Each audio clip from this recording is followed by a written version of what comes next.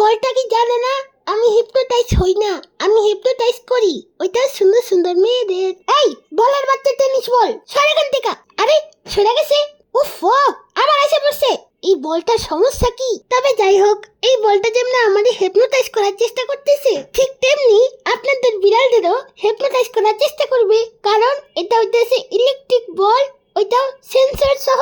এইটা এমনি অন কইরা আপনাদের বিড়ালদের সামনে দিয়ে রাখবেন, দেখবেন এটা আপনি আপনি চলবে আর দৌড়াবে, আর আপনাদের বিড়ালও এটার পিছনে দৌড়াবে। এই বলটার বাইরে ফুল রাবার দিয়ে কভার করা, তাই এটা সহজে ভাঙবে না। তাই বল পেতে চাইলে অর্ডার করে ফেলুন পেট শপ নিউ মার্কেটে, অথবা আপনারা তাদের দোকানে এসে সরাসরি নিতে পারেন।